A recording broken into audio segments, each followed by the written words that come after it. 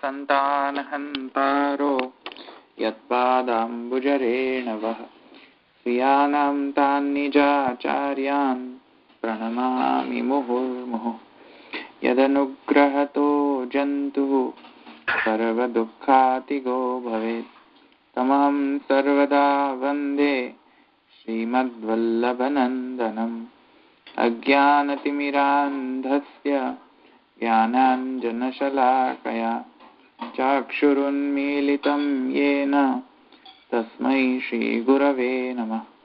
नमामि हृदये शेषे लीलाक्षिराब्धिशायिनं लक्ष्मीसहस्रलीलाभिसेव्यमानं कलानिधिं चतुर्भिश्च स्त्रिभिस्वथा षड्भिर्विराजते योऽसौ पंचधारदये मम। चलो ક્યાં સુધી આવ્યા હતા આપણે? આજે નવું સૂત્ર શરૂ કરવાનું છે. વિરોધઃ કર્મણિ ઇતિ ચેતન અનેક પ્રતિપત્તે દર્શનાર્થ. હા, નવું સૂત્ર છે. 27મું સૂત્ર. હા, વિરોધ કર્મણિ ઇતિ ચેન અનેક પ્રતિપત્તે દર્શનાર્થ. આપણે 27માં સૂત્ર આવ્યા, રાઈટ? હા, હવે જો વિરોધ કર્મણી સંધિ વિચ્છેદ કરો. સોરી, વિરોધ કર્મણી ઇતિ ચેત ન અનેક પ્રતિપત્તે દર્શનાર્થ. રાઈટ. તો વિરોધ કર્મણી ઇતિ ચેત ન અનેક પ્રતિપત્તે દર્શનાર્થ. પ્રત્યે બે વિસર્ગ થઈ જાય. હા, તો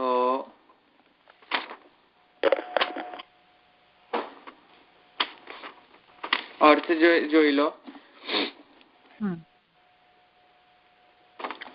વિરોધ કર્મણી ઇતિ ચેત, કર્મમાં જો વિરોધ આવે તો એમ કહો નહીં. ઇતિ ચેત ન, એકો આવે છે અવાજમાં. વિરોધ કર્મણી ઇતિ ચેત ન, જો કર્મમાં વિરોધ આવે એમ કહો તો એમ નથી. કેમ નથી? તો કહે છે અનેક પ્રતિપત્તે, અનેક પ્રતિપત્તિનો દર્શન થાય છે. હવે કોના કર્મમાં વિરોધ એ તો તમને ખબર છે ને? યજ્ઞના.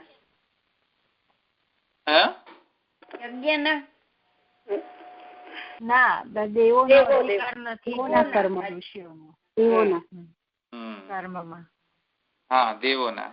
પણ ધવલભાઈ, પ્રતિપત્તિનો અર્થ શું થાય? કહું છું હમણાં તમને. પ્રવૃત્તિ થાય? ના. પ્રતિપત્તિ એટલે શું છે કે પ્રવૃત્તિ જે છે એ તો જસ્ટ ખાલી એક્સપ્લેનેશન નો મીન્સ છે. એક્ઝામ્પલ્સ આપણને મળે છે ને, કોઈ પણ વસ્તુનો એક્ઝામ્પલ્સ મળે આપણને, તો એને આપણે શું કહીએ છીએ કે આ એક્ઝામ્પલ ના કારણે જે મૂળ જે સ્ટેન્ડ છે, જે હાઇપોથેસિસ છે, તેના અગેન્સ્ટ જાય છે. જે એક્ઝામ્પલ દ્રષ્ટાંત મળે છે તેને આપણે પ્રતિપત્તિ કહીએ છીએ. જે હાઇપોથેસિસ તેના અગેન્સ્ટ એક્ઝામ્પલ જતા હોય તો પ્રતિપત્તિ કહેવાય. પ્રતિ એટલે સામું ને, સામું થાય ને એટલે. રાઈટ. શબ્દ છૂટો પાડવાનો પ્રતિપત્તિ.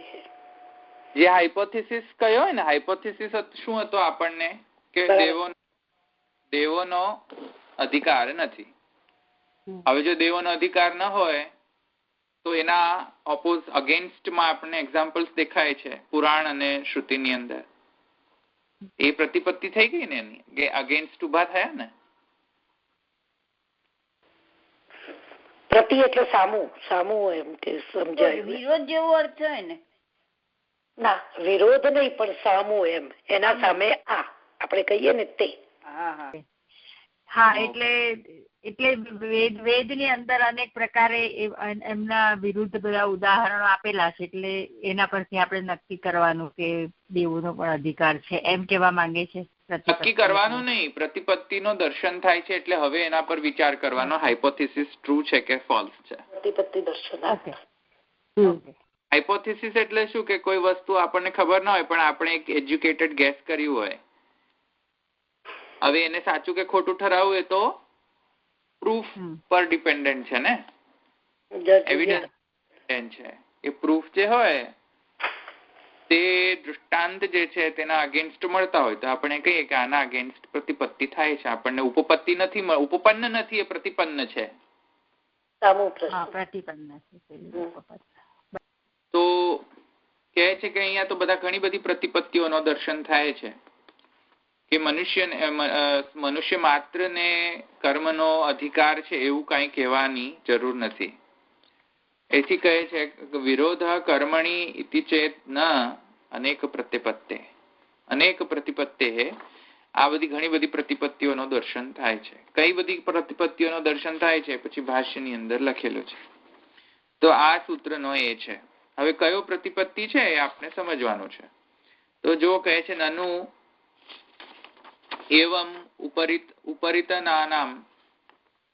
ઉપરિતનાનામ જે ઉપરના લોકોમાં ઉધો લોકમાં જે રહેનારાઓ જે છે તે લોકો જ્ઞાનાધિકારે સ્વીક્રિયમાણે તત્પૂર્વભાવિષ્વપ્યધિકારો વક્તવ્યઃ કર્મણિ વેદાધ્યયને ઉપનયનાદિષુ ચ.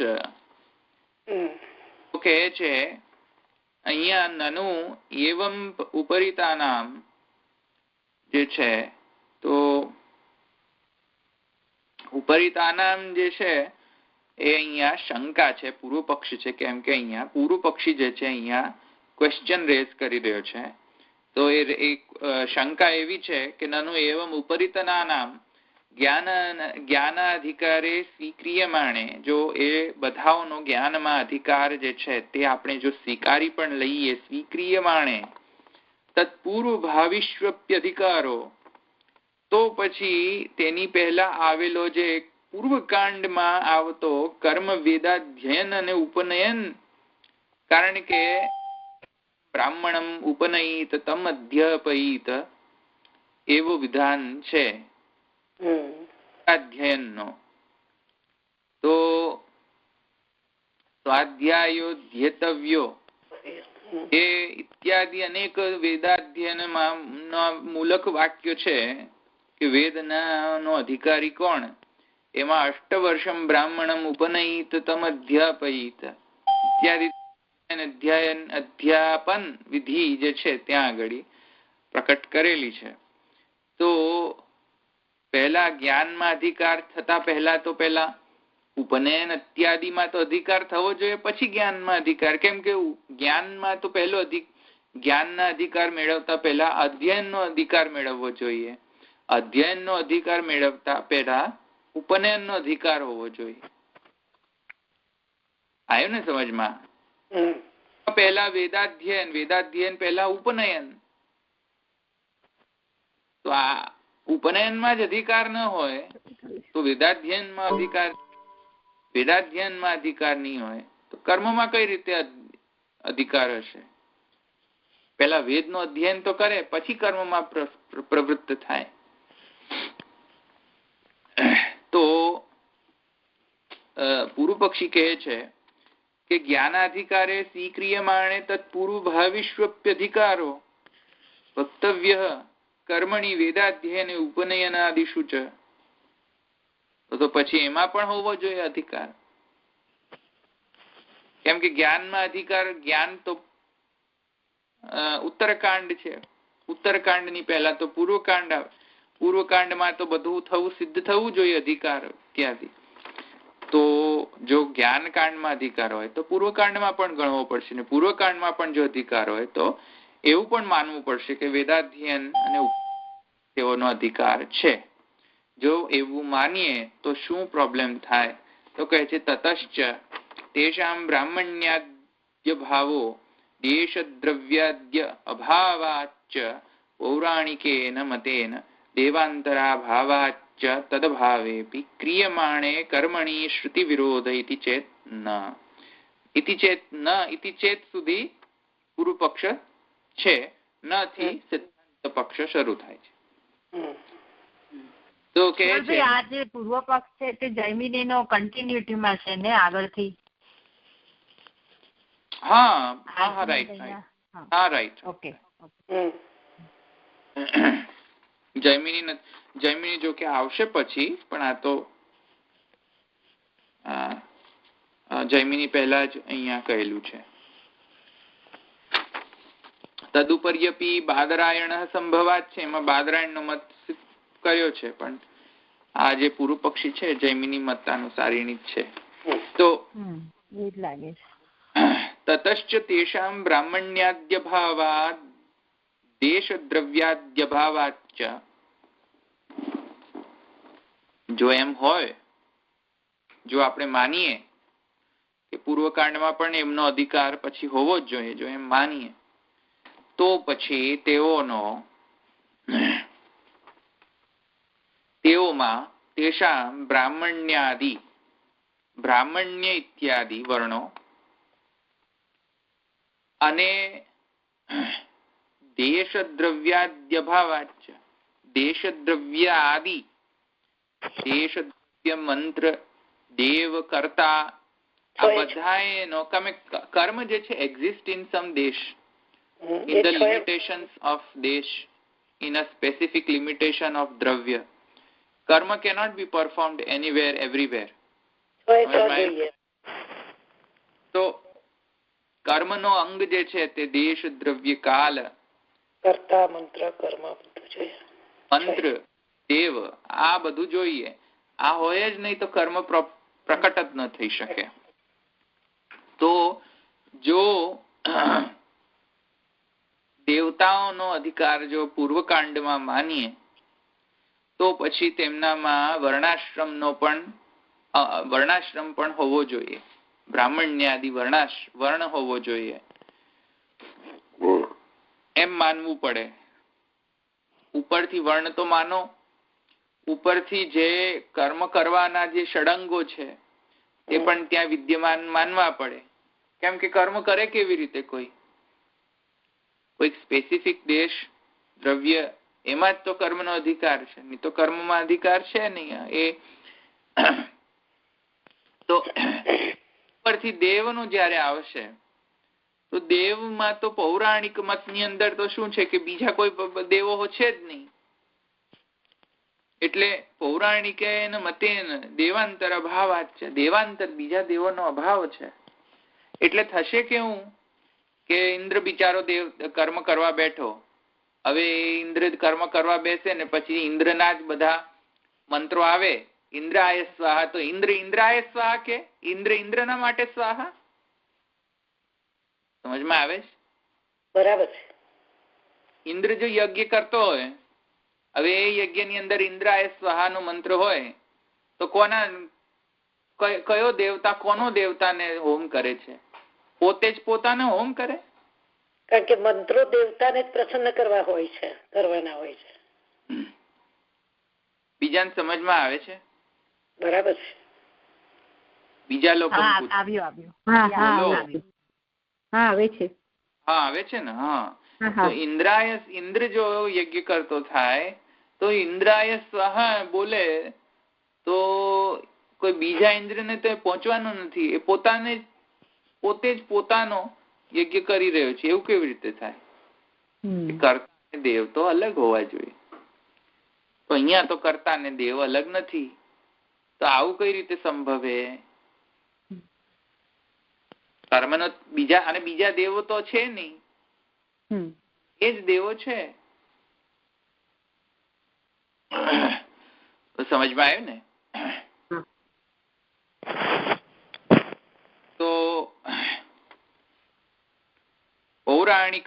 પૌરાણિકેન મતેન દેવાંતર ભાવાચ્ચ તદભાવેપી પ્રિયમાણે કર્મણી શ્રુતિ વિરોધ તેના અભાવમાં તદ અભાવેપી તેના અભાવમાં શ્રુતિનો વિરોધ આવે છે. કરે તો દેવતાઓ જો કર્મ કરે તો એમાં શ્રુતિ વિરોધ આવે છે, શ્રુતિનો વિરોધ થાય છે. તેમ એવો જો પૂર્વ પક્ષ પ્રાપ્ત થાય તો ઉત્તર પક્ષ કહે છે નહીં, એવું નથી. કેમ નથી? કહે છે અનેક પ્રતિપત્તે દર્શના.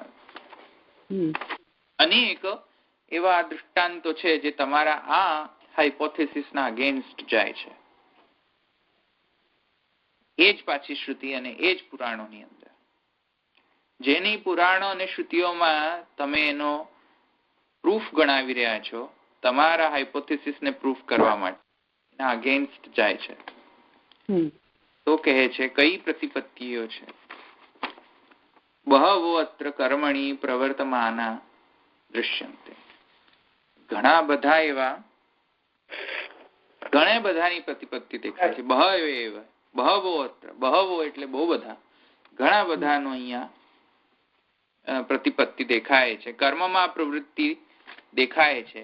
કોની પ્રવૃત્તિ દેખાય છે? કર્મમાં દેવોની. દેવોની કર્મમાં, ઘણા બધા દેવોની કર્મમાં પ્રવૃત્તિ દેખાય છે. ક્યાં દેખાય છે? શાસ્ત્રની અંદર, વેદ ને પુરાણની અંદર દેખાય છે.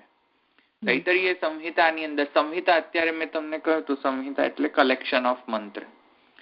તો તૈતરીય સંહિતાની અંદર યજુર્વેદીય છે ને સંહિતા, કોની છે? તૈતરીય એટલે યજુર્વેદીય, કૃષ્ણ યજુર્વેદીય શાખા એની સંહિતા છે આ સંહિતા.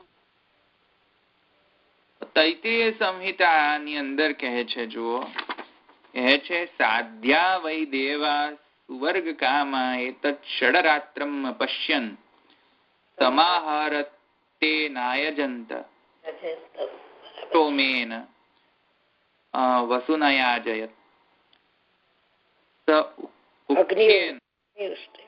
નયાજયત સોતિરાત્રેણાદિત્યાનયાજય.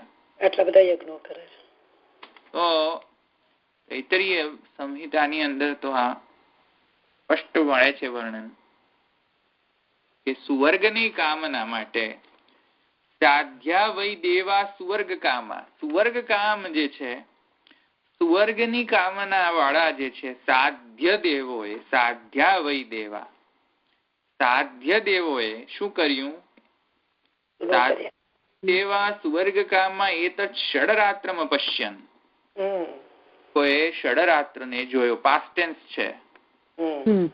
રાત્રને અપશ્યન, પશ્ય ધાતુ છે. સમાહરતેનાયજંત, એને ગ્રહણ કર્યો અને કહ્યું તો અગ્નિષ્ટો મેન વસુનાયજત. અગ્નિષ્ટો વસુ અને તેનાથી યજ્ઞ કર્યો. તો અગ્નિષ્ટો મેન વસુનાયજત, તેણે કહ્યું, તેમણે પછી વસુઓને, એ વસુઓએ જે છે અગ્નિષ્ટોમ યજ્ઞ કર્યો. અગ્નિષ્ટોમ યજ્ઞની ઘણા એક્ઝામ્પલ મેં પહેલા આપેલા છે, રાઈટ? અગ્નિષ્ટોમ યજ્ઞનો અગ્નિષ્ટોમ યજ્ઞ કરાવ્યો તે લોકોએ. પછી કહે છે વસુઓને આ અગ્નિષ્ટોમ કરાવ્યો. પછી કહે છે, ક્યાં ગઈ? રુદ્રાનયાજયત સ ઉક્ત્યેન. ઉક્ત્ય યજ્ઞ છે, આ ખબર નહીં કયો યજ્ઞ છે, I don't know that, but ઉકથ્ય યજ્ઞ છે. ઉકથ્ય યજ્ઞ જે છે તે રુદ્રોને કરાવ્યો. તો અતિરાત્રેણ આદિત્યાનયાજય, આદિત્યોને અતિરાત્ર યજ્ઞ કરાયો. આ બધું સ્પષ્ટ ત્યાં મળે છે, સંહિતાના કલેક્શનમાં મળે છે, મંત્રના કલેક્શનમાં આ બધું મળે છે. તૈતરીય સંહિતાની અંદર, કૃષ્ણ યજુર્વેદીય શાખા, એની અંદર આ બધા મળે છે.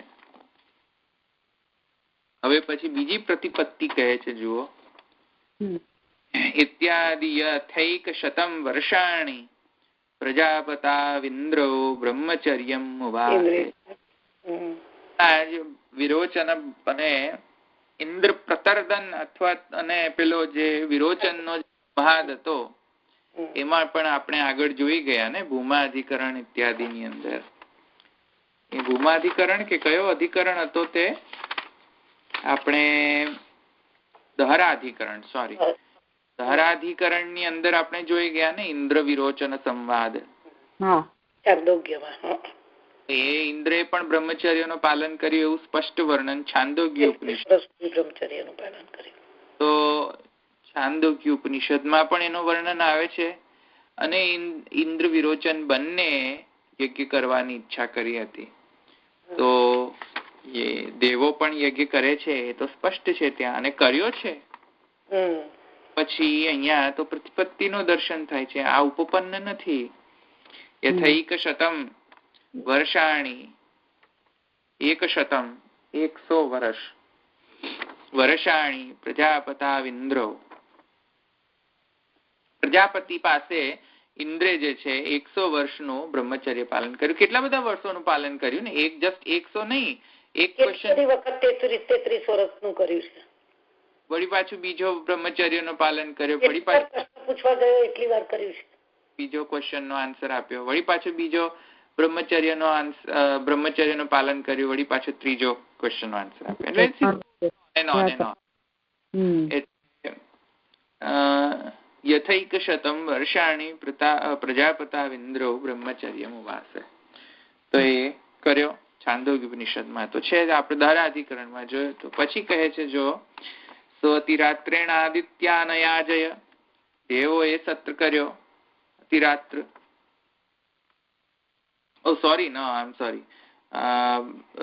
ભૂમાવાગત્ય ઋષિન વૃત્વા યજ્ઞકરણશ્ચ શ્રૂયતે. દેવા વૈ દેવો એ જે છે શું છે, ભૂમાવાગત્ય ભૂમિ પર આવીને ઋષિન વૃત્વા યજ્ઞકરણશ્ચ શ્રૂયતે.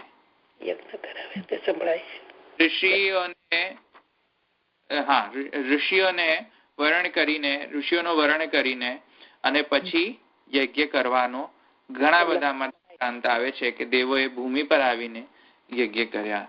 દેવા વૈ સત્રમાસતે, દેવોએ સત્ર કર્યો. તૈત્રીય સંહિતાની અંદર જ વળી પાછું મળે છે આપણને. તો ઇત્યાદિ દર્શન વચના સસ્યાતિ વૃત્તિત્વમ કર્મકરણ ચ દ્યોતયતિ. તો આ બધા દર્શન, આ બધાથી તો પોતે ઋત્વિજ છે અને પાછા પોતે કર્મ પણ કરે છે એમ આપણને જણાય છે. તેથી કરીને જો કહે છે કે આ બધો પ્રતિપત્તિના દર્શનના કારણે એવું માનવું અયોગ્ય છે કે દેવતાઓનો અધિકાર નથી. પછી કહે છે અથવા સર્વ પદાર્થાનામ અનેકા પ્રતિપત્તિર બહુદ્યોપયોગો વેદે દૃશ્યતે. આ જે બધો જે છે સેકન્ડ સેક્શન જે છે યથા ચતુર્થાધિકરણાદિ પરિધિ પ્રહરણાદિ તુષોપવાપાદિ, આ બધું જે છે એ કર્મકાંડના જે છે બધા વર્ણન કરેલા છે બધા. એની અંદર મુખ્યત્વે ત્યાં સિદ્ધ કરી રહ્યા છે. આપણે નેક્સ્ટ ટાઈમ લઈશું, આજે થોડુંક જલ્દી રાખવું છે મારે, પણ આ બધું જે છે આપણે નેક્સ્ટ ટાઈમ લઈશું. એમાં ઘણું બધું વિસ્તારથી સમજવું પડશે. આ પ્રતિપત્તિર બહુધોપયોગો વેદે દૃશ્યતે જે છે તેની અંદર જરા વધારે એનું એક્સપ્લેનેશન જરૂરી છે. ઋગ્વેદની અંદર એ બધો કહેલો છે. હવે એ અત્યારે તો હું નથી લેતો, અત્યારે હું નેક્સ્ટ ટાઈમ લઈશું. અત્યારે મારે ચલો આપણે આશનો પદ લઈ લઈએ. બહુ જ ડિસ્ટર્બન્સ છે. દ્રઢૈન ચરણ કેરો ભરોસો, દ્રઢૈન ચરણ કેરો શ્રી વલ્લભ નખ ચંદ્ર છટાવિન સબ જગમાં જય અંધેરો ભરોસો. દ્રઢૈન ચરણ કેરો સાધન और नहीं कली में જાસો હોય નિવેરો સુર કહા કહે દ્વિધાંધરો વિના મોલ કો ચેરો ભરોસો રડૈન ચરણ કેરો. શ્રી વલ્લભાધીશ કી જય. શ્યામ સુંદર શિવને મહારાણી કી જય. श्री वल्लभाधीश की जय. श्री गोपीनाथ प्रभु चरण की जय. श्री गुसाई जी परम दयाल की जय. श्याम सुंदर शिवने महारानी की जय. श्री द्वारिकाधीश की जय. सर्वेशने खूब खूब बधाई. जय Shri Krishna. Dhavalbhai, I hope you feel better. Thank you. Jai Shri Krishna.